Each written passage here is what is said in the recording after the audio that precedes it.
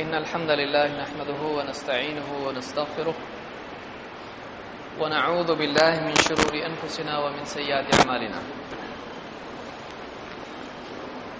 من يهده الله فلا مضل له ومن يضلل فلا هادي له وأشهد أن لا إله إلا الله وحده لا شريك له وأشهد أن محمدا عبده ورسوله أما بعد فإن خير الحديث كتاب الله وخير الهدي هدي محمد صلى الله عليه وسلم وشر الأمور محدثاتها وكل محدثة بدعة وكل بدعة ضلالة وكل ضلالة في النار.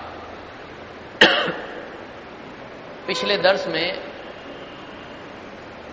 آپ کو یاد اب آیا ہوگا کہ کچھ ہوم ورک آپ کو دیا گیا تھا. بہت سالوں اب یاد آ رہا ہے. دو روایتیں ہم نے دیکھی تھی. تھوڑا پیچھے ہم جائیں گے. پیج نمبر بہت سارے لوگ آگے چلے گئے, پھر سے پیچھے آنا پڑے گا. کہاں پر ہیں ہم لوگ؟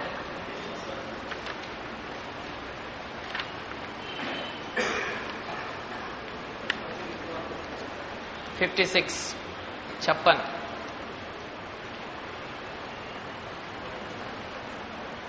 Page number 56. اس پر دو روایتیں ہم نے دیکھی تھی. ایک پہلی روایت کون سی ہے؟ عمر بن خطاب رضی اللہ تعالیٰ عنہ کی, حجر اسود سے متعلق, جو کہ بخاری مسلم دونوں میں ہے. دوسری روایت ابو داؤد اور مسند احمد وغیرہ میں ہے. یہ حضرت علی رضی اللہ تعالیٰ عنہ کی ہے, موضوع پر مسح سے متعلق. پہلی حدیث کے بارے میں کون بتائے گا کہ اس میں کیا باتیں سمجھ میں آتی ہیں؟ ایک عام میرے خیال سے بہت سوچنے کے لیے میں نے کہا تھا. اب سوچنے کی کوئی ضرورت نہیں ہے. جو کچھ آپ نے ہفتے بھر میں سوچا ہے اس پر اب بتائیں گے. کچھ لوگ سکتے میں کیا ہو گیا, کیسے بھول گیا میں ایک ہفتے بھر. پہلے روایت کیا ہے؟ مختصراً اپنے الفاظ میں, اگر واقعی الفاظ یاد نہیں ہیں ٹھیک ہے, بات کیا ہے اس میں؟ عمر رضی اللہ تعالیٰ کی روایت کون بیان کرے گا؟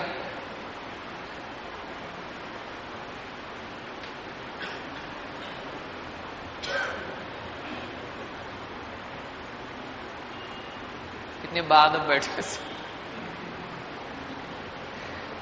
کون بتائے گا؟ ایک روایت ہے, ایک سانس میں بتا سکتے ہیں.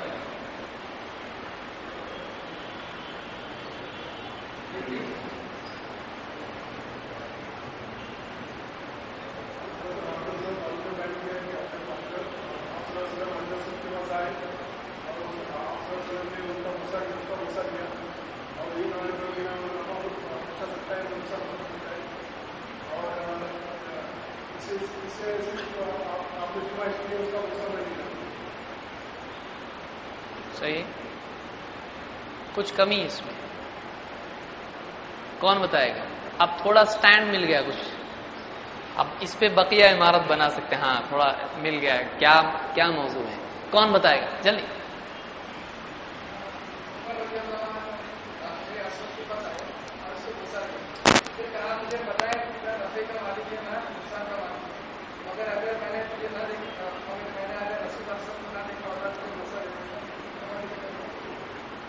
سوال نمبر 1 کون آیا؟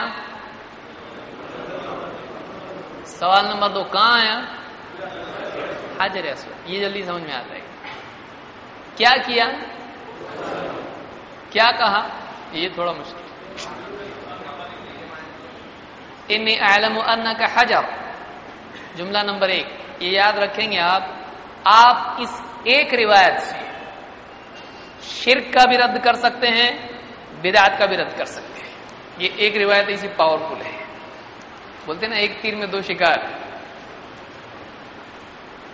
تو ایک روایت ہے, لیکن اس ایک روایت سے آپ دو بڑی بڑی برائیوں کا رد کر سکتے ہیں. سب سے بڑی بڑی برائیاں کیا ہیں؟ شرک اور بدعت، ان دونوں کا رد آپ اس ایک روایت سے کر سکتے ہیں. کیسا وہ بعد میں آئیں گے ہم لوگ، لیکن پہلی روایت کیا ہے؟ پہلا جملہ کیا کہا؟ انی اعلم انک حجر، میں جانتا ہوں تو کیا ہے؟ ایک پتھر ہے. لا تضر ولا تنفع، تو دو چیز نہیں کر سکتا ہے. کیا نہیں کر سکتا ہے؟ نہ تو نقصان پہنچا سکتا ہے اور نہ تو فائدہ پہنچا سکتا ہے. ولولا انی رأیت النبی صلی اللہ علیہ وسلم یقبلک ما قبلتک، اور اگر میں نے اللہ کے نبی صلی اللہ علیہ وسلم کو تجھے چومتا نہ دیکھا ہوتا تو میں کبھی تجھ کو نہیں چومتا. سمجھاؤ.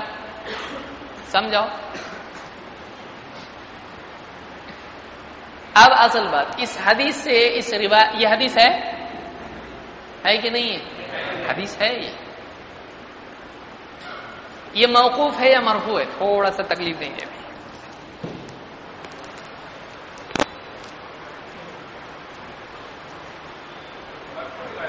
مرفوع ہے یا موقوف ہے؟ موقوف کس کو کہتے ہیں؟ جس میں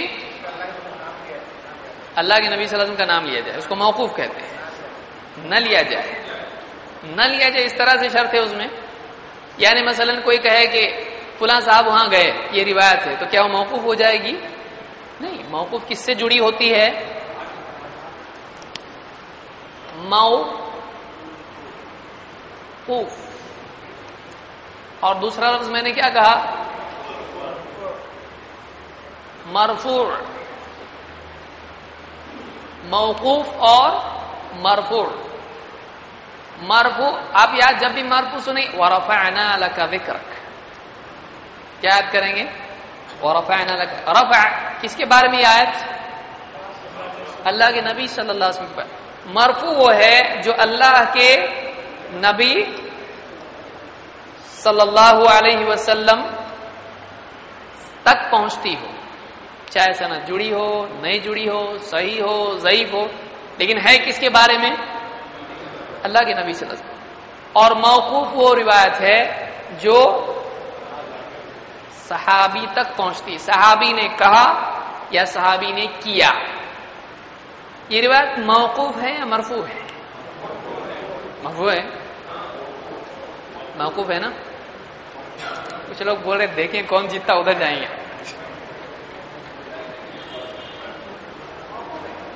یہ روایت موقوف ہے مرفوع؟ مرفوع ہے کون بول رہا ہے؟ مرفوع کیوں ہے؟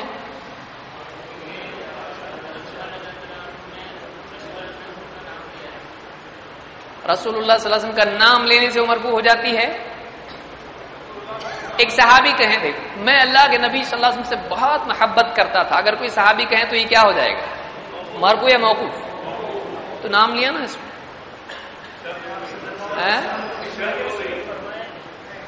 فرمان نبی کا قول نہیں ہے اس میں. کیا نہیں ہے شرط؟ موقوف میں شرط نہیں ہے. صحیح ہے. تو یہ مرفوع ہے نہیں ہے یا ہے تو کیوں ہے؟ کون بتائے گا کیوں مرفوع ہے؟ یہ مرفوع پہلے سمجھ رہا نا؟ بولے پہلے مرفوع تو بتاؤ ہم کو، پھر بولتے آگے. جب سے موقوف مرفوع آگے بولنے دے رہے تھے ہم کو کیا ہے. ہاں سمجھ میں آئی بات؟ اس میں کس کا یہ روایت عجیب ہے. یہ مرفوع بھی ہے اور موقوف بھی ہے. اس میں صحابی کا قول ہے اور صحابی کا عمل ہے، اور اللہ کے نبی صلی اللہ علیہ وسلم کا قول ہے نا؟ نہیں ہے، لیکن عمل ہے. تو جس میں اللہ کے نبی صلی اللہ علیہ وسلم کا قول یا عمل ہو وہ کیا ہوتا ہے؟ مرفوع. اور جس میں صحابی کا قول و عمل ہو کیا ہوتا ہے؟ اب اگر ایک روایت مرفوع بھی ہو اور موقوف بھی ہو جیسا کہ یہ ہے، سمجھا؟ تو اس پہ حکم مرفوع کا لگے گا یا موقوف کا؟ موقوف کا لگے گا. مرفوع کا لگے گا. کیوں ایسا ظلم کیوں؟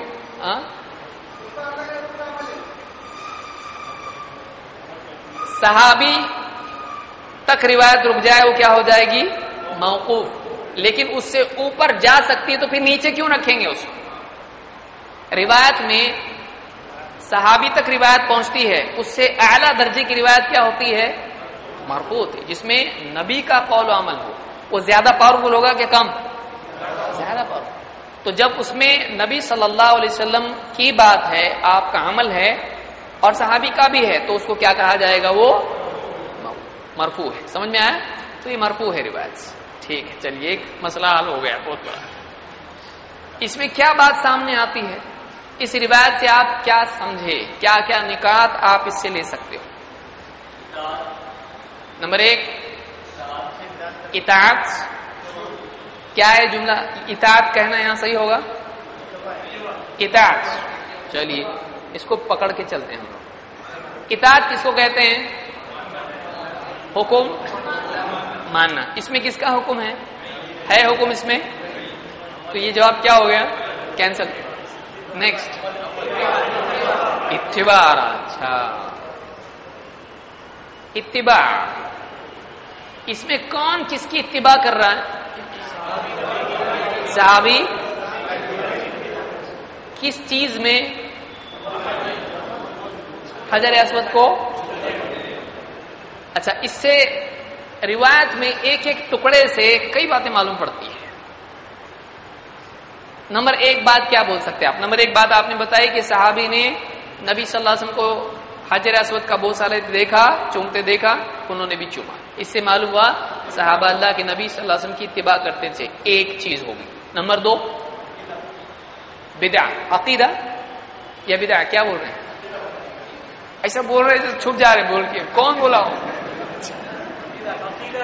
عقیدہ. کیا عقیدہ؟ اللہ کے سوا کوئی یہ پتھر ہے لیکن اللہ کے سوا کوئی نفع نقصان. اللہ کے سوا کوئی نقصان نفع دے سکتا ہے؟ نہیں. تو آپ کو پھر تجارت میں نقصان نہیں ہوتا؟ کچھ گرد پڑ گئے کچھ نقصان؟ فوق الفطری طریقے سے چھونے سے، پاس رکھنے سے نفع ایسا. تو انہوں نے جملہ کیا کہا اس بارے میں؟ جملہ نمبر 1 تو نفع نقصان کا مالک، یعنی تو نہ نفع دے سکتا ہے نہ نقصان. تو اس سے کیا معلوم ہوا؟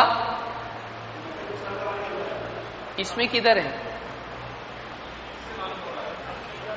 اس میں کہاں ہے کہ اللہ اللہ نفع؟ ہاں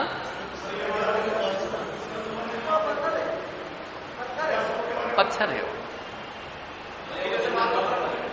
اس سے معلوم ہو رہا ہے عقیدہ تو ہے اس میں. عقیدہ اور عقیدہ ہی ہو، لیکن اس میں کیا؟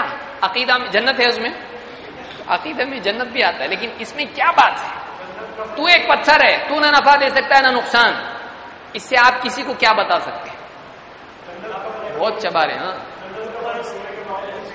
جنت حجر اسود جنت کا پتھر ہے. ہاں روایت میں ہے، انس رضی اللہ تعالیٰ کی روایت ہے الحجر الاسود من الجنہ. یہ روایت ہے. سیل جامع صغیر میں شیخ الالبانی نے اس کو ذکر کیا، غالباً ابن سعد نے یا کسی نے اس کو ذکر کیا ہے.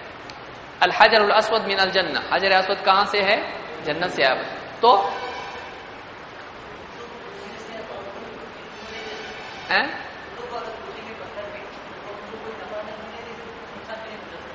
مردے ہم کو نفع نہیں دے سکتے. اس میں مردے کہاں سے ہے؟ بتوں کو. بت نہ نفع دے سکتے ہیں نہ. چلیے ایک بات معلوم پڑ گئی، پتھر ہے تو بت نہ نفع دے سکتے ہیں نہ نقصان. پتھر سے نفع نقصان ہوتا ہے؟ نہیں ہوتا ہے. اور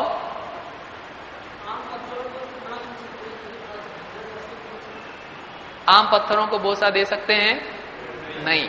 اور حجر اسود کو کیوں؟ اللہ کے نبی صلی اللہ علیہ وسلم نے بوسہ دیا. اصل بات نہیں بول رہے آپ. کیسا؟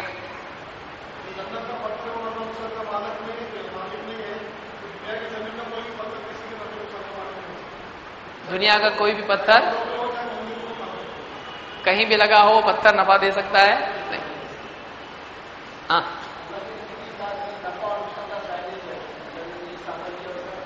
بالکل صحیح، یعنی فائدہ نقصان نہیں دیکھا جائے گا. اللہ کے نبی صلی اللہ علیہ وسلم نے کیا، ہم کرتے ہیں. اس میں دو اہم ترین باتیں آپ دم پکڑ رہے، مطلب اب گلا پکڑنا چاہیے مسئلے کا. نمبر 1، وہ پتھر کہاں لگا ہے؟ کعبہ میں. اور کہاں سے آیا ہے؟ جنت سے. آپ اس سے قبر پرستی کا رد کر سکتے ہو. لوگ کیا کرتے ہیں، ایک قبر کی اینٹ نکال کے دوسری جگہ لے جاتے ہیں.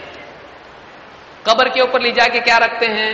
پھول، پودی، جو بھی کرتے ہیں، شیرینی، کڑے، دھاگے، ناڑے، پھول، جو بھی رکھتے ہیں، پانی کی بوتل، اور وہاں رکھتے ہیں تاکہ اس سے کنیکشن تھوڑی دیر کے لیے رات بھر وہ چارجنگ ہوتا ہے، اور اگلے دن اس کا ناڑا، اس کا دھاگا، اس کا کڑا، اس کا پانی، اس کا پھول، اس کی اودی، اس کی چیزیں اس کو دی جاتی ہیں. اب کیا سمجھتے ہیں اس سے کیا ہونے والا ہے؟ فائدہ ہونے والا ہے. تو ایک رات ایک قبر پہ رکھی ہوئی چیز میں چارجنگ لوگ مانتے ہیں. یہ کب سے کون لگائے؟ ابراہیم علیہ السلام کے زمانے میں لگا ہوا ہے. لایا کون؟ جبریل. کہاں سے لائے اور کہاں لگا؟ اللہ کا گھر ہے وہ، اس میں لگا ہوا پتھر نہ فائدہ دے سکتا ہے نہ. تو قبر پہ رکھی ہوئی باٹلی دیں گی؟ سمجھ میں آیا؟ قبر پہ رکھا ہوا کڑا، قبر میں سے نکالی ایک اینٹ، تو معلوم ہوا فائدہ دے سکتا ہے. کعبہ میں جڑنے کی وجہ سے نفع نقصان دے سکتا ہے وہ، تو پھر قبر میں جڑنے سے دے سکتا ہے؟ تو نمبر 1، انی اعلم انک حجر، یہاں سے شروع کرتے ہیں. لا تضر ولا تنفع، تو نہ نقصان دے سکتا ہے نہ نفع. تو معلوم ہوا کہ اس طرح سے قبروں پہ جو چیزیں رکھ کے شفا وغیرہ لیتے ہیں یہ جائز ہے نہیں. جب کعبہ والا پتھر نہیں کر سکتا ہے تو یہ کر سکتا ہے؟ نہیں کر سکتا ہے. اگر ہے تو وہ بڑی جگہ ہے. کوئی آدمی بول سکتا ہے کہ کعبہ سے بڑا فلاں بابا کی قبر ہے؟ کعبہ سے بڑا بابا کوئی بول سکتا ہے؟ نہیں بول سکتا، کافر ہو جائے گا. ایک آدمی اس طرح سے مطلب قبر کی تعظیم زیادہ کرے کعبہ کے مقابلے میں، غلط ہوگا. تو اللہ کا گھر ہے، اس کی تعظیم ہے. اب دوسری چیز، عمر رضی اللہ تعالیٰ نے یہاں پہ کہا انی اعلم انک حجر، میں جانتا ہوں تو ایک پتھر ہے. اس میں بعض لوگ کہتے ہیں، مردے سنتے ہیں قبرستان میں جاتے تو ہم کیا بولتے ہیں؟ السلام علیکم دار قوم مؤمنین. تو کہتے جب کسی سے بات کر رہے تو وہ زندہ ہے. اب یہاں کس سے بات کر رہے ہیں تمہر؟ تو زندہ ہے پتھر. معلوم ہوا کسی سے بات کرنا ضروری نہیں کہ وہ زندہ ہو. سمجھ میں آیا؟ خطاب کا صیغہ مخاطب میں حیات کو مستلزم نہیں ہے. بہت بڑا جملہ ہے، پھر سے ریپیٹ کرتا ہوں. یہ ٹیکنیکل جملے ہیں، اس کو یاد رکھیے آپ. خطاب کا صیغہ، خطاب یعنی کسی سے بات کرنا، ایڈریس کرنا، اس سے لازم نہیں آتا ہے کہ جس کو ایڈریس کر رہے ہیں اس میں لائف بھی ہے. جیسے اللہ کے نبی صلی اللہ علیہ وسلم جب چاند دیکھتے تھے، ہلال، تو اس میں کیا دعا کرتے تھے؟ اللہم اہللہ علینا بالیمن والایمان والسلامۃ والاسلام ربی وربک اللہ. اے اللہ اس چاند کو ہمارے لیے یمن یعنی برکت والا اور ایمان والا بنا، اور سلامتی اور اسلام والا بنا. دعا کس سے کر رہے ہیں؟ ربی وربک اللہ، تیرا رب اور میرا رب کون ہے؟ تو خطاب کس سے کر رہے ہیں؟ چاند میں جان ہے نہیں، وہ حیات والا ہے نہیں، وہ چیز ہے، پتھر ہے، مٹی ہے. لیکن کسی سے خطاب کرنا اس میں زندگی کی دلیل نہیں ہوتی ہے. تو قبرستان جب ہم جا رہے ہیں اور کہہ رہے ہیں السلام علیکم دار قوم مؤمنین، تو اس سے یہ دلیل لینا کہ دیکھو جب ان کو ایڈریس کرے تو لائف ہوگی ان میں. صحیح ہے؟ نہیں، کیونکہ کبھی ایڈریس ایسی چیز کو بھی کرتے جس میں لائف ہوتی ہے نہیں. سمجھا؟ تو یعنی خطاب بے جان سے بھی ہوتا ہے. پھر یہاں سوال ہوں ان کو سلام کیوں کر رہے جب جان نہیں ہے؟ جان نہیں تو سلام کیوں کر رہے؟ سلام بطور خطاب نہیں ہے، سلام بطور دعا ہے.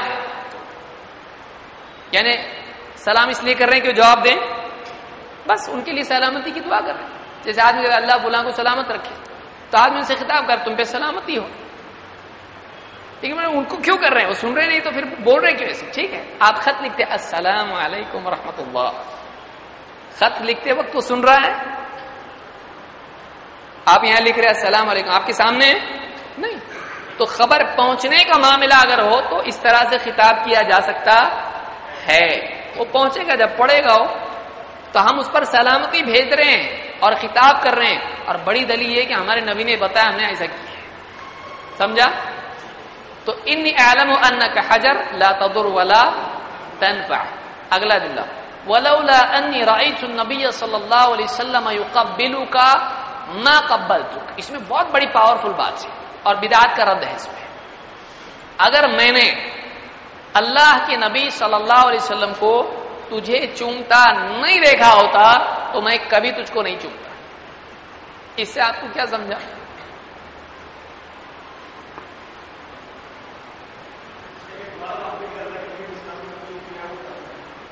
جو اللہ کے نبی صلی اللہ علیہ وسلم نے کیا ہے وہ کرنا چاہیے. یہ نکلتا ہے اس سے نہیں کیا وہ ہاں اپنی عقل پر اللہ کے نبی صلی اللہ علیہ وسلم کا حکم یا عمل کو ترجیح دینا چاہیے.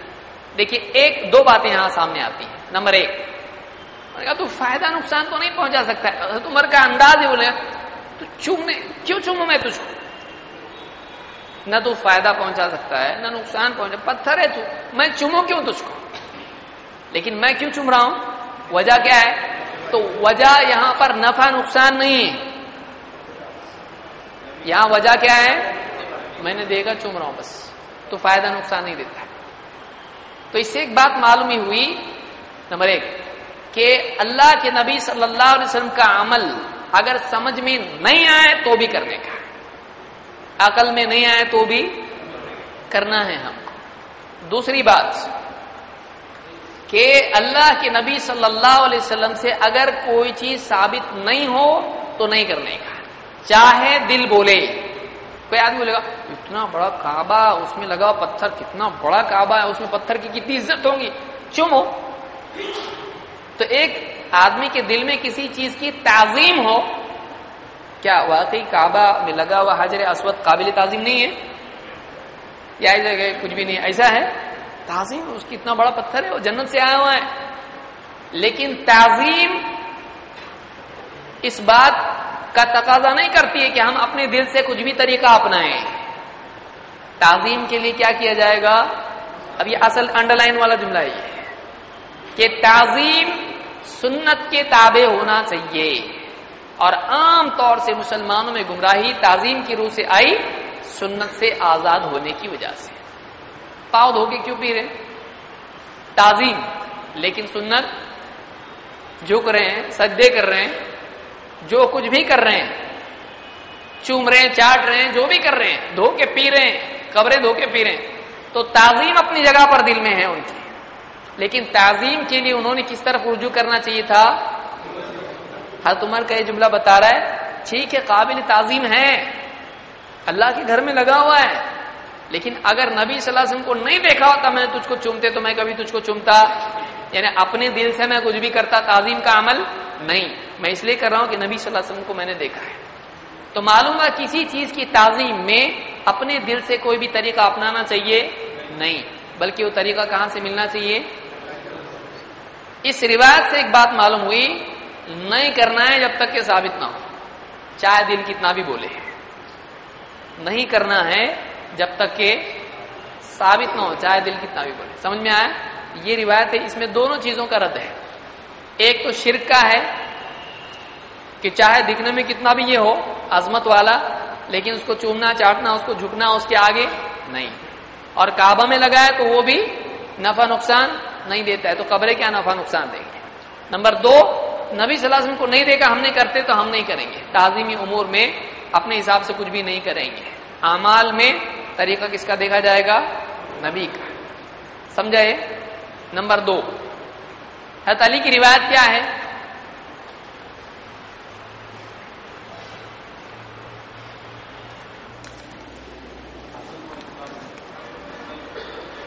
حضرت علی کیا فرماتے ہیں؟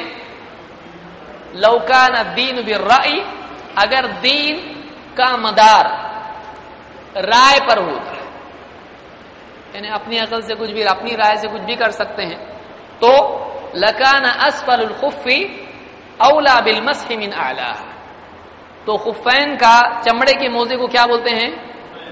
اس کا نیچے کا حصہ مسح کا زیادہ حقدار ہوتا اوپر کے حصے سے. یعنی مسح کیسے کرتے ہیں؟ پاؤں پہ اس طرح سے کیا، اس طرح سے کرتے ہیں، اس طرح سے کرتے ہیں. تو موزوں پر مسح اوپر کرتے ہیں یا نیچے؟ اوپر کرتے ہیں. اچھا، تو حضرت علی کیا فرما رہے ہیں کہ اگر دین کس پہ ہوتا؟ لو. یاد رکھیے عربی زبان میں لو جب آتا ہے تو اس میں آٹومیٹیکلی انکار ہوتا ہے. لو اگر آئے اس میں اپنے آپ کیا ہو جاتا ہے؟ لو کان کذا و کذا لکان کذا و کذا، اگر ایسا ہوتا تو ایسا ہوتا. مثلا لو کان فیہما آلہۃ الا اللہ لفسدتا، اگر آسمان و زمین میں کئی معبود ہوتے تو اس میں کیا ہو جاتا؟ فساد، درہم برہم معاملہ ہو جاتا. ہوتے تو ہوتا ہے نہیں. سمجھ آیا؟ لو کان موسیٰ حیا وادرک نبوتی ما حل له الا ان یتبعنی، اگر موسیٰ زندہ ہوتے اور میری نبوت پاتے تو ان کے لیے میری اتباع کے سوا اور کچھ حلال ہوتا؟ تو زندہ ہوتے ہیں، یعنی دنیاوی زندگی نہیں ہے، وہ حیات کون سی ہے؟ برزخی ہے، برزخی ہے. تو اگر ہوتے تو اس طرح سے لو جو ہوتا ہے وہ نہیں ہے کے لیے ہوتا ہے. لو کان للرحمن ولد فانا اول العابدین، اگر رحمان کا کوئی بیٹا ہوتا تو میں پہلے اس کی عبادت کرتا، میں اس کا پہلے غلام بن جاتا ہے. سمجھے؟ تو نہیں ہے، رحمان کا کوئی بیٹا ہے نہیں ہے. تو یہاں پر لو کا جملہ بتا رہا ہے کہ نہیں ہوتا ہے. تو یہاں پر اللہ کیا کہہ رہے ہیں؟ لو کان الدین بالرأی، اگر دین کی بنیاد رائے پر ہوتی ہے، نہیں ہے. تو معلوم ہوا کہ دین کی بنیاد رائے پر، دین میں اپنی طرف سے کچھ بول سکتے ہیں نہیں.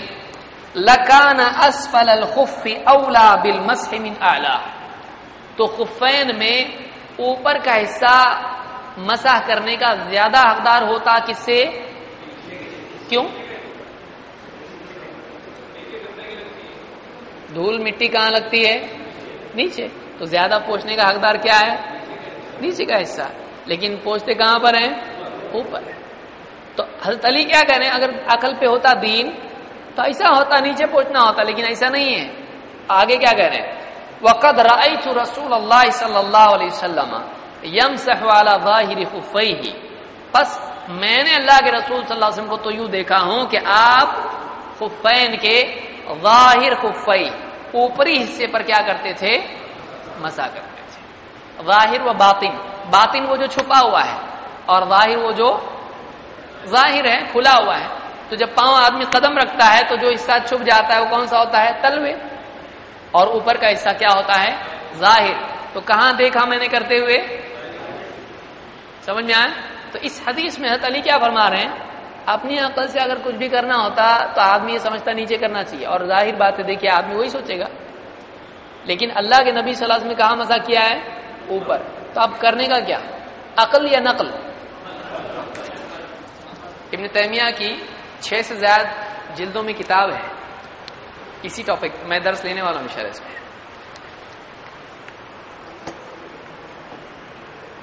درء تعارض العقل والنقل، عقل اور نقل کے ٹکراؤ کو سالو کرنا. ابن تیمیہ نے مستقل کتاب لکھی، تقریباً 6 جلدوں میں کتاب ہے. پورے اہل کلام یہ وہ علم غلم سب کی دھلائی کی اس کے اندر ہے، اور بتایا کہ شریعت کی چیزیں عقل کے خلاف نہیں ہیں، اور ترجیح کس کو دی جائے گی؟ عقل کو نا، نقل. ابھی عقل بولے تو پھر وضو کرنے بھیجنا پڑے گا. تو اس روایت میں علی رضی اللہ عنہ فرماتے ہیں اگر عقل پر ہوتا. یہ دو چیزیں ہیں, دیکھیے اس میں اصول کیا ہے, اس اصول کو بھی آپ سمجھ لیں. عقل اور دوسرا کیا ہے, نقل. دلیل عقلی اور نقلی. ہمارے یہاں پر جو نقلی ہوتا ہے اس کا کچھ اور مطلب ہے, اصلی نہیں ہے, نقلی ہے. نقلی یعنی کیا ہے, صحیح نہیں ہے, آتھینٹک نہیں ہے, ڈپلیکیٹ ہے. لیکن عربی زبان میں نقل جو آتا ہے تو وہ نقل کیا ہوتا ہے, نقل کیا ہوتا ہے, کاپی کرنا. یعنی نقلی دلیل کس کو کہیں گے آپ بتائیے, نقل کس کو کہیں گے؟ جس کو معقول اور منقول, معقول اور منقول, عقل اور نقل, عقلی اور نقلی. تو نقلی یا نقل یا منقول سے کیا مراد ہے؟ اللہ کے نبی صلی اللہ علیہ وسلم عمل کی ثابت عمل کی طرح. کون سی ڈکشنری میں یہ پرمیشن ہے بولنے کا؟ بول سکتے کوئی مسئلہ نہیں, کیونکہ بولیں گے تو سمجھے گا. جو بات نقل ہوتی آئی ہے, جو بات کیا ہوتی آئی, ایک نے دیکھا اس کو کاپی کیا, اس کو لکھا, تو لکھا ہوا علم یا جس کو سمعی کہتے ہیں, سمعنا وأطعنا, تو یہ کون سا علم ہے جو سن کے ایک دوسرے سے منتقل ہوا ہے, یا جس کو لکھا بھی گیا ہے وہ علم جو نقل ہوتا چلا آیا ہے, ایک سے دوسرا, دوسرے سے تیسرا, لکھتے لکھتے لکھتے لکھتے آیا ہے. وہ حدیثیں ہیں, قرآن ہے, جس کو لکھا گیا اور ایک جنریشن نے دوسری جنریشن کو اس کو کیا کر دیا, پاس کیا. تو عقل سے بیٹھے بیٹھے کچھ تو بھی نقطہ ہے, وہ نہیں ہے. یہ کون سا علم ہے؟ جو نبی سے سنا, لکھا اور پہنچا ہے. سمجھا؟ تو اس علم کو کیا کہیں گے؟ یہ نقل ہے, یہ منقول ہے, یہ نقل ہوا ہے, یہ نقلی علم ہے. تو نقلی کا وہ مطلب نہیں لینا آپ. ہاں یہاں ہمارے جیسا, یہاں نقلی کیوں کہتے ہیں اس کو, یہ اصلی تھا, اوریجنل, اس کو ڈپلیکیٹ کسی نے بنایا اس جیسا دکھنے میں, لیکن ویسی کوالٹی نہیں, تو اس لیے اس کو کیا ہوتی ہے, نقلی ہے. یہ یعنی اس کی نقل ہے, یہ اصل آتھینٹک نہیں ہے, اوریجنل نہیں ہے. یہ اس جیسا بنانے کی کوشش کی گئی ہے لیکن اصلی نہیں ہے. لیکن اس میں بھی وہ کاپی کا میننگ ہے. سمجھا؟ تو عقل اور نقل میں انجن کون ہے؟ تابع کس کو کس کے کرنا چاہیے؟ کس کو؟ عقل کو نقل کے تابع کریں گے یا نقل کو عقل کے؟ عقل کو. کوئی مثال؟ یہ چھوڑ کے, یہ ریڈی میڈ ہے, ابھی آ گیا, ہو گیا. کوئی مثال؟ رفع الیدین.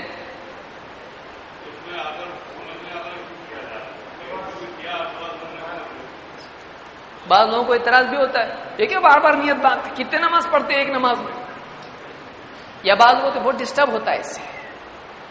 یا بعض بولتے کیا بار بار یہ ادھر ٹریفک سگنل کی طرح اس طرح سے کرتے ہو, کیا جو جس کی جی میں آتے, انگلی اٹھاتے ہیں, بولے چیل اڑی کوا اڑا کرتے ہیں. سنت کا مذاق. اب یہ تو ہم مانتے ہیں کہ وہ بیچارے جہالت کی وجہ سے ایسا کر رہے ہیں, لیکن ایک آدمی جانتا ہو کہ یہ سنت سے ثابت ہے اور پھر ایسا کرے تو کافر ہو جاتا ہے. اللہ حفاظت فرمائے ہم سب کی. اگر اس کو معلوم ہو کہ یہ واقعی سنت ہے, اس کا مذاق نہیں اڑانا چاہیے, سنگین معاملہ, اور پھر بھی مذاق اڑائے بہت ڈینجر معاملہ ہے. تو عقل اور نقل یعنی بہت سارے اعمال بظاہر سمجھ میں نہیں آتے ہیں, بہت سارے عقائد بعض اوقات سمجھ میں نہیں آتے ہیں. اب آپ بولیں گے یعنی اسلام میں بھی ایسا ہے کہ عقل میں نہیں آتا ہے. دو بات یاد رکھ, اس کو بہت اچھی طرح سے یاد رکھیے آپ. ایک ہے عقل سے کانٹرڈکٹ ہونا اور ایک ہے عقل میں نہیں آنا. دونوں میں فرق ہے یا ایک ہے؟ سوچو واپس سے, پھر بولو. ایک ہے عقل سے ٹکرانا اور ایک ہے عقل میں نہیں آنا, نہیں سمانا. کیا کوئی چیز آپ کی عقل میں نہیں آئے تو غلط ہوتی ہے؟ ایسی کوئی چیز دنیا میں ہے جو آپ کی عقل میں نہیں آتی لیکن ہوتا ہے ایسا؟ بہت ساری چیزیں دنیا میں کتنی چیزیں جو آدمی کی عقل میں نہیں آتی لیکن وہ ہوتا ہے. قرآن کریم میں اللہ نے فرمایا وَيَسْأَلُونَكَ عَنِ الرُّوحِ قُلِ الرُّوحُ مِنْ أَمْرِ رَبِّي وَمَا أُوتِيتُم مِّنَ الْعِلْمِ إِلَّا قَلِيلًا. وہ روح کے بارے میں تم سے پوچھتے ہیں، کہو کہ روح میرے رب کا حکم ہے اور تم کو بہت تھوڑا علم دیا گیا ہے. یعنی کچھ چیزیں ایسی ہیں جو آج ہم نہیں سمجھ سکتے ہیں، جیسے بچپن میں کچھ چیزیں آج سمجھنے والی نہیں سمجھتے تھے. بچپن سے سب سمجھتا نا اپنے کو. تو پھر عقل اس وقت کی پرفیکٹ ہے یا اس وقت کی؟ اس وقت کی ہے. کون سی عمر میں پرفیکٹ؟ بچپن سے 55 تک. ہاں زیادہ بہتر ہے، ٹھیک ہے، لیکن ابھی بھی کچھ چیزیں آتی ہے عقل میں نہیں آتی ہے. تو عقل جو ہے یعنی کمال عقل کا ہم کیسے سمجھیں؟ تو کچھ چیزیں عقل میں نہیں آ سکتی ہیں، اس کا یہ مطلب نہیں ہوتا کہ وہ کیا ہے؟ غلط. ہاں عقل سے ٹکرائے ایک دم اپوزٹ، ایک دم جیسے کوئی کہ زمین ایک آدمی ہے، متحرک بھی ہے اور رکا ہوا بھی ہے، ایسا ہوتا ہے؟ میں سویا بھی ہوں اور بیدار بھی ہوں، ایسا ہوتا؟ مجھے نیند لگ چکی ہے اور میں بیدار ہوں.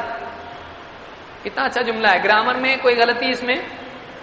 گرامیٹیکل ایرر ہے اس میں. اس لیے کوئی چیز گرامیٹیکلی صحیح ہو ضروری نہیں وہ واقعی صحیح ہو. میں ایک دم گہری نیند میں سویا ہوا جاگ رہا ہوں، گرامر کی کوئی غلطی پتہ ہے اس میں؟ لیکن کیا واقعی یہ صحیح ہے؟ کیوں؟ اس لیے کہ یہ کیا ہے؟ کانٹرڈکشن. ایسا ہو سکتا ہے؟ نہیں ہو سکتا ہے. ایسا نہیں ہو سکتا ہے. میں دوڑ رہا ہوں لیکن نہیں دوڑ رہا ہوں، ایسا ہے؟ ہو سکتا ہے؟ نہیں ہو سکتا ہے. مجھے سب سنائی دے رہا ہے لیکن کچھ بھی نہیں سن سکتا میں، ایسا ہو سکتا ہے؟ نہیں. تو اس طرح سے جو اپوزٹ ہوتا ہے جس کو کانٹرڈکشن کہتے ہیں، اس کو جو ہے تضاد کہتے ہیں. تضاد. تو تضاد جو ہے، اسی لیے علماء نے کہا کہ صریح المعقول اور صریح المنقول، صحیح المنقول، اس میں کبھی تضاد نہیں ہوگا. تھوڑا میں سمجھتا ہوں باہر ہی جا رہا ہے کہ ایسی نقل کی ہوئی چیز دیکھیے صحیح،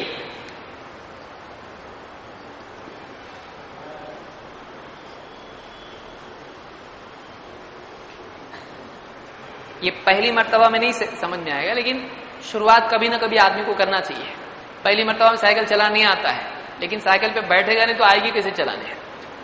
صحیح المنقول اور صریح المعقول. منقول تو سمجھا، اس لیے وہاں سے لا رہا ہوں میں. منقول سمجھا، جو علم حدیثیں ہیں یہ کیا ہے؟ کون سا علم ہے؟ معقول کیا منقول؟ بیٹھے بیٹھے دل میں ایک حدیث ہے ایسا ہوتا نہیں، نقل ہوا آپ نے پڑھا اس کو تو منقول ہے.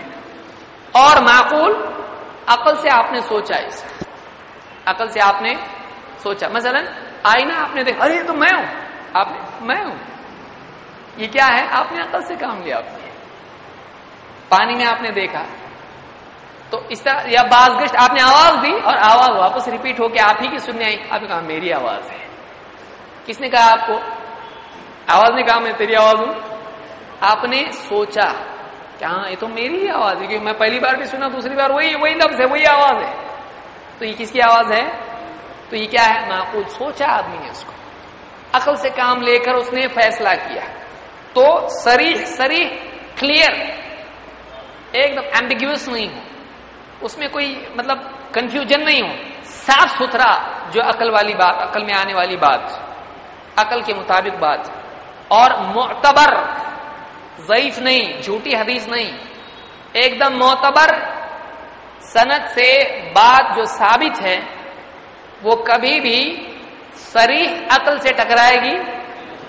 صریح عقل سے نہیں ٹکرائے گی. ہاں جس کی عقل میں کمی ہوگی اس کو کیا ہوگا؟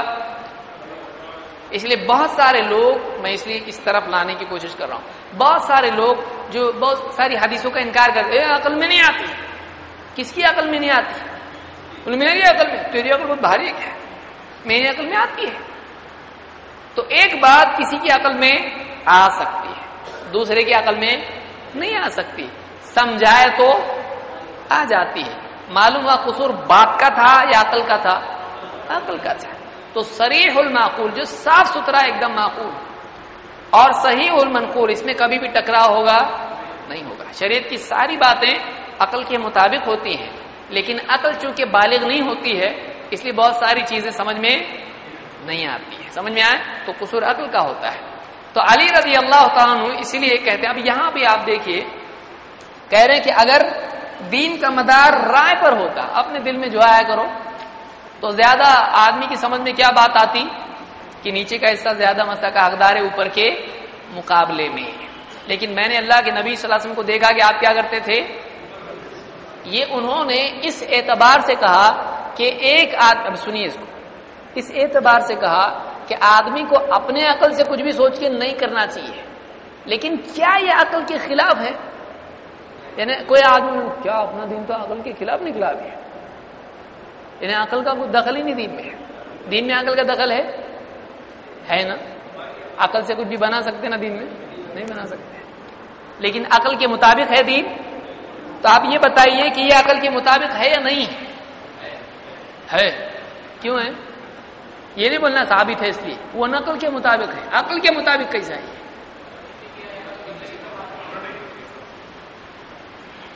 ایک لفظ میں پورا جواب. ہاں آپ بتائیے، نیچے اگر دھول لگی ہے آپ دھو رہے ہیں یا مسا کر رہے ہیں؟ کبھی کر کے دیکھیے. اگر نیچے آپ کے دھول لگی ہے، پاؤں پہ مٹی لگی ہے، اور آپ پانی گیلا کر کے اگر مسا کریں، ہاتھ کیا ہوگا؟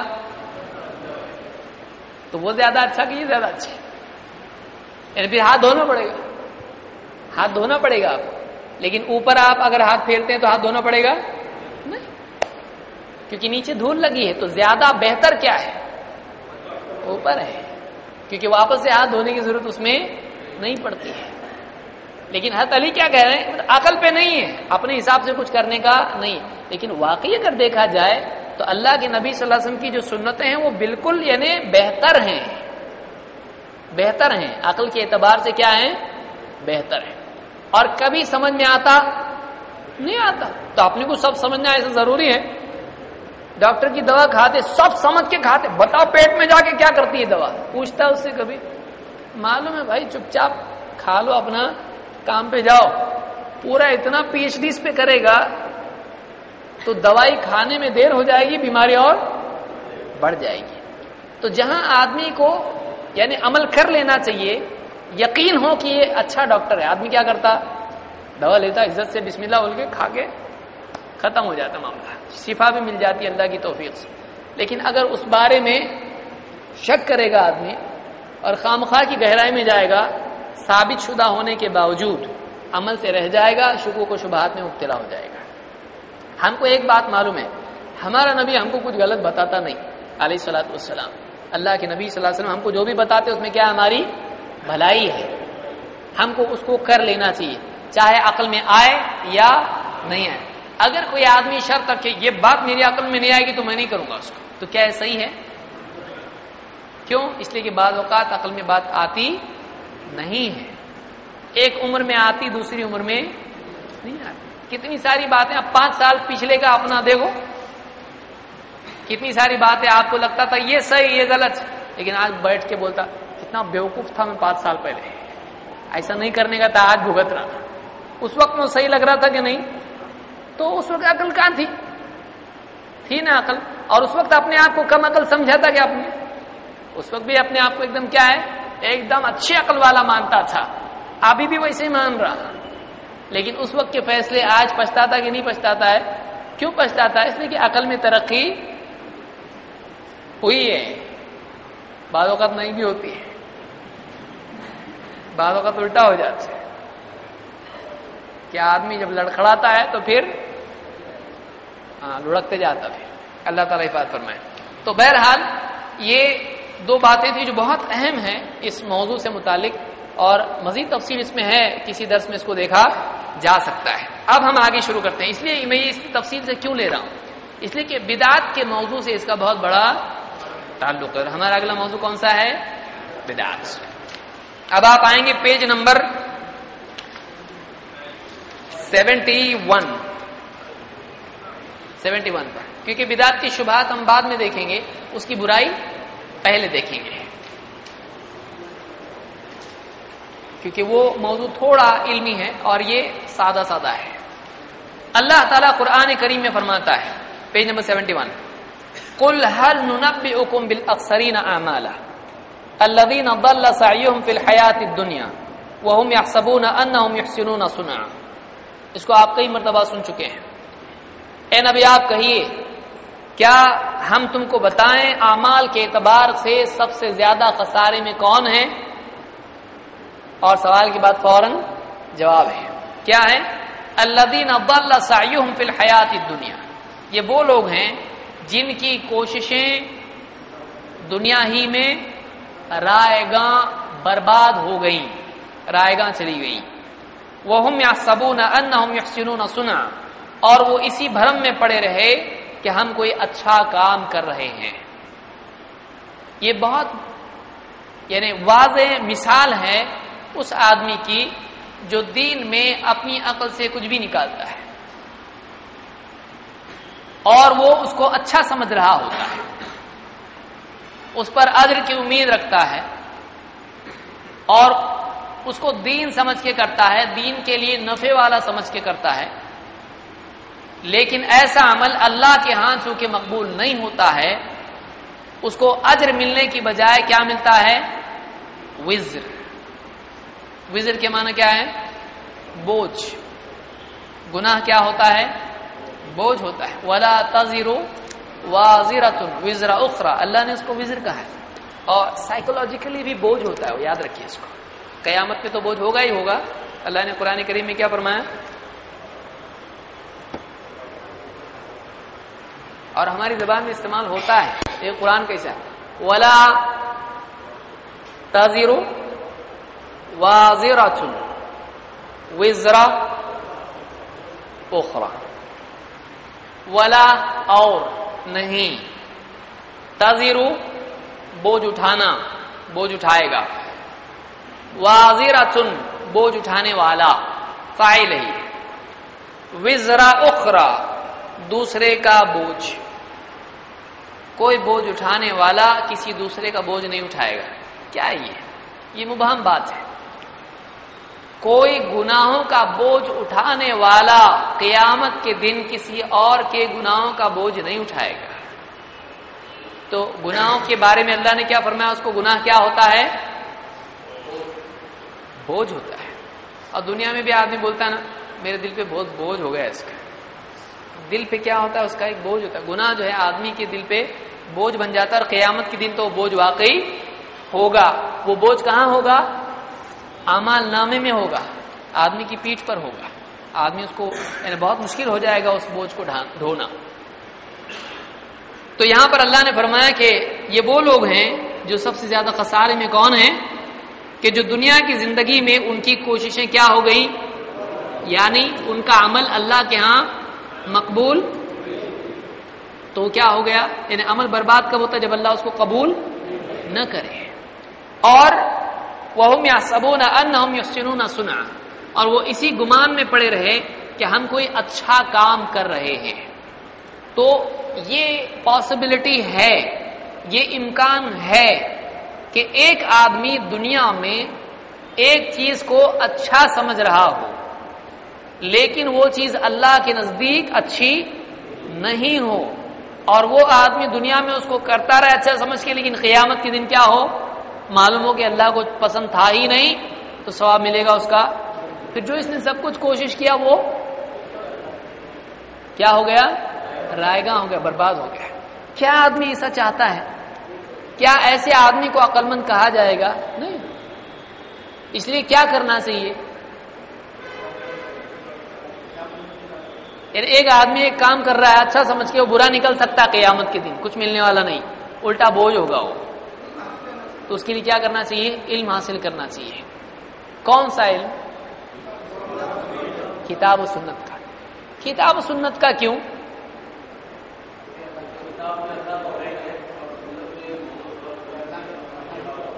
صحیح ہے، لیکن کیوں؟ برائی سے بچنے کے لیے. اور ہاں اللہ کو راضی نہیں. کیوں؟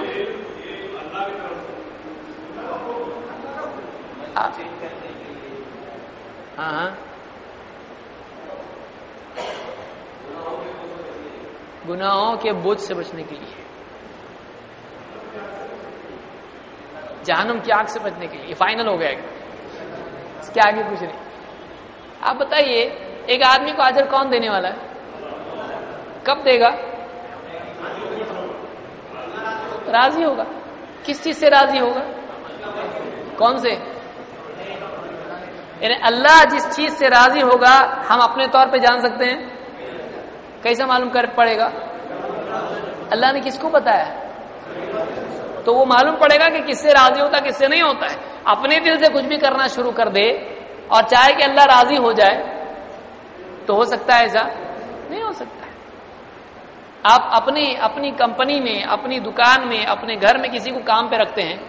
کسی کو آپ نے کپڑے دھونے کے لیے رکھا، اب وہ آپ کے جوتے دھو رہا ہے، پوری پالش نکال کے کالے کا سفید ہو کتنا چمک رہا ہے. آپ کیا دیں گے اس کو؟ تنخواہ دیں گے یا دفع کریں گے؟ اس کو پیسے لیں گے، لا میرا جوتا خراب کیا تو نہیں. تو اپنے دل سے کچھ بھی کرنے پہ ثواب ملتا ہے یا مالک کی ماننے پہ؟ سمپل رول ہے ایک دم. کسی بھی دکان میں آدمی کام کر رہا ہے، مالک کی بات ماننے پہ پگار ملتی، پیمنٹ ملتی، یا اپنے دل سے کچھ بھی کرنے میں؟ ادھر کی برنی اٹھا رہا ادھر رکھ رہا، ادھر چاول کا پوتا ہو رہا ادھر رکھ رہا، بہت اچھا دکھ رہا ہے، بہت اچھا لگ رہا، بہت محنت کیا میں نے، ملے گا کچھ؟ معلوم کیا کر رہا تو دن بھر پورا برباد کیا اور یہ پورا ادھر کا ادھر کر کے رکھ دیا تمہیں، چلے گا؟ تنخواہ کس کو ملتی ہے؟ جو مالک کی بات مانے. اس کی سعادت کس میں ہے؟ جب وہ کام پہ لگے تو پوچھے مالک کیا حکم ہے، کیا کروں میں؟ مالک سے پوچھے، نہ ہے کہ جو جی میں آ رہا کرنا شروع کیا. کر سکتے ہیں ایسا؟ اس لیے دین کا علم، کتاب و سنت کا علم وہ علم ہے جو اللہ کی مرضیات کو، اللہ کی پسند ناپسند کو بتاتا ہے. کوئی انسان اپنے دل سے معلوم نہیں کر سکتا ہے اللہ کو کیا پسند ہے کیا نہیں. یہ اللہ بتائے گا تو معلوم پڑے گا. بہت ممکن ہے آدمی اپنی عقل سے برے کو اچھا، اچھے کو برا سمجھے، اور اپنی عقل سے جب کرے گا تو آخرت میں ہو سکتا ہے اس کا عمل دنیا میں کیا ہو جائے؟ برباد. اس لیے کیا کرنا چاہیے؟ کون سا علم حاصل کرنا چاہیے؟ قرآن اور سنت کا. کیوں؟ اس لیے کہ اللہ کی پسند ناپسند کس علم میں ہے؟ کہاں سے معلوم پڑے گا؟ قرآن و سنت. اللہ نے بتایا، اپنے نبی کو بتایا اللہ کو کیا پسند ہے کیا پسند نہیں ہے، کیا حلال ہے کیا حرام ہے، کیا نیکی ہے کیا گناہ ہے، کیا جائز ہے کیا ناجائز. اللہ نے بتایا. کہاں بتایا؟ ہو سائنس کا علم ہے. ہو بہت سائنس میں دیکھے ایک دم مائکروسکوپ میں دیکھے تو معلوم حلال ہے، ایک دم معلوم پڑتا ہے. نہیں کیمیکل ریئیکشن ہو رہے حلال ہو گئے، صحیح ہے، حق ہے، بالکل معلوم پڑتا ہے. لیٹمس ٹیسٹ ایک دم لال نکلا، دیکھو حلال ہے. یہ ہم کسی بھی طریقے سے معلوم کر سکتے ہیں نہیں سوائے نبی صلی اللہ علیہ وسلم کے. تو یہ اصول یاد رکھیں. اللہ کے نبی صلی اللہ علیہ وسلم کے سوا کوئی بتا سکتا ہے ہم کو کیا صحیح کیا غلط؟ تو رجوع کہاں کرنا پڑے گا؟ آپ کے علم کی طرف اور اس علم کی اتباع کی طرف. اسی کا نام کیا ہے؟ اسی کا نام اتباع سنت ہے، اسی کا نام اسلام ہے. سمجھ میں آئے؟